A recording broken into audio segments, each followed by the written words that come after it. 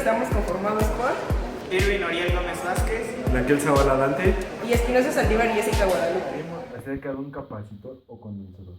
Bueno, ¿qué es un condensador? Es un dispositivo formado por dos placas metálicas separadas por un aislante llamado dieléctrico y que almacena energía en forma de campo eléctrico y que se utiliza principalmente para evitar voltajes picos.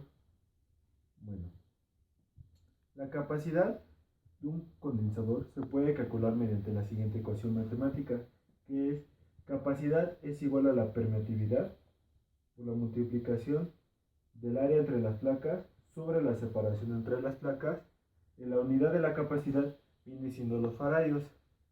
Bueno, las principales características de un condensador es su capacidad o capacitancia y su máxima tensión entre las placas, que viene siendo la máxima tensión que es capaz de aguantar sin dañarse. Bueno, dentro de los tipos de capacitor podemos encontrar dos, que son los capacitores fijos y los capacitores variables y ajustables. Bueno, ¿por qué capacitores fijos? Porque tiene una capacidad fija determinada por el fabricante y su valor no puede ser modificado. Los capacitores cerámicos utilizan como material eléctrico la cerámica y podemos encontrar dos grupos. El grupo 1 se caracteriza por una alta estabilidad y un coeficiente de temperatura bien definido y casi constante. El grupo 2, su coeficiente de temperatura no está definido y su capacidad varía constantemente con la temperatura, la tensión y el tiempo de funcionamiento. Bueno, los capacitores de plástico. Estos capacitores se caracterizan por las altas resistencias de aislamiento y elevadas temperaturas de funcionamiento. Dentro de los capacitores de plástico podemos encontrar varios comerciales y que varían por su material eléctrico. Voy a mencionar a continuación unos capacitores que son los más comerciales, que es el KS, y que están constituidos por láminas de metal y poliestireno como dieléctrico. Los KP, que están formados por láminas de metal y dieléctrico de polipropeno. Los MKP, que su dieléctrico es el polipropeno y sus armaduras es de metal vaporizado. Los MKY, que tienen dieléctrico de polipropeno de gran calidad y láminas de metal vaporizado. Los MKT, que tienen láminas de metal vaporizado y el dieléctrico es el poliéster. Los MKC, que sus placas son de metal vaporizado y policarbonato como dieléctrico. Bueno, los capacitores de mica. Bueno, estos capacitores utilizan como dieléctrico la mica o el silicato de aluminio y se caracterizan por pérdidas bajas. Bueno, los capacitores electrolíticos. Bueno, estos capacitores tienen armadura de metal y su material dieléctrico está constituido por un conductor iónico o electrolítico, y podemos encontrar dos tipos, que son los electrolíticos de aluminio y los electrolíticos de tántalo.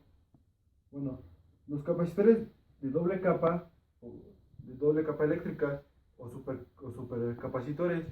Bueno, estos capacitores no usan dieléctrico, por lo cual son muy delgados. Bueno, entre los capacitores variables, el más común es el tándem, y dentro de los ajustables es el trimmer, y podemos encontrar todos los capacitores de tándem.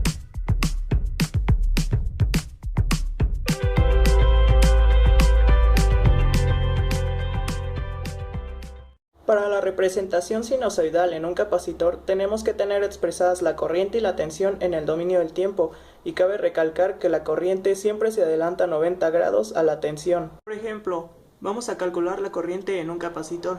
Tenemos este diagrama en el que la tensión es de 10 con menos 90 grados volts y tenemos un capacitor de 5 microfaradios.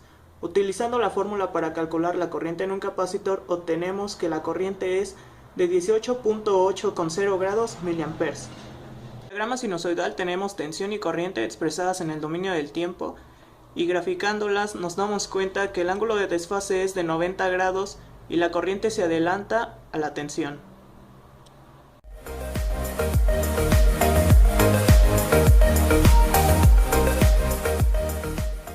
Para la representación fasorial basta con tener la tensión y la corriente en forma polar y ubicarlas en un diagrama como vectores. Tomando en cuenta el ejemplo anterior, Y representándolo en forma fasorial, tenemos ahora la tensión y la corriente en forma polar, y ubicándolas en un diagrama como vectores observamos que de igual forma la corriente se adelanta a la tensión y hay un ángulo de desfase de 90 grados. Siguiendo las indicaciones proporcionadas por el profesor, realizamos las conexiones necesarias para obtener un circuito en serie, conformado por un capacitor, la resistencia y la fuente de tensión. Analíticamente, obtuvimos el valor de la impedancia total, corriente total, tensión del resistor, tensión del capacitor y lo anotamos en la tabla. Seguido de esto, experimentalmente utilizando el multímetro, obtuvimos el valor de la corriente total, tensión del resistor y tensión del capacitor. De igual forma, lo anotamos. Con ayuda del osciloscopio, obtuvimos la tensión total, tensión del resistor y tensión del capacitor en valores RMS y anotamos los resultados. Finalmente, obtuvimos el ángulo de desfasamiento de las tensiones del resistor y capacitor respecto a la tensión de la fuente.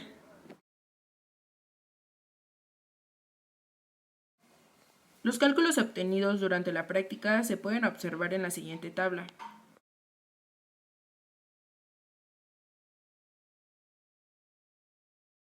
Como lo hemos venido haciendo anteriormente desde la práctica número 1, al obtener un circuito en serie que esta vez fue conformado por un capacitor, una resistencia y la fuente de tensión, con ayuda del multímetro podemos obtener la corriente total del circuito, la caída de tensión tanto de la resistencia y del capacitor. Con ayuda del osciloscopio podemos observar esto también, la caída de tensión de ambos materiales, pero también obtuvimos lo que fue el desfasamiento de ondas tanto de la resistencia y del capacitor respecto a la tensión de la fuente. Todo esto también se puede analizar analíticamente, pero ese fue el propósito de esta práctica, hacerlo experimentalmente.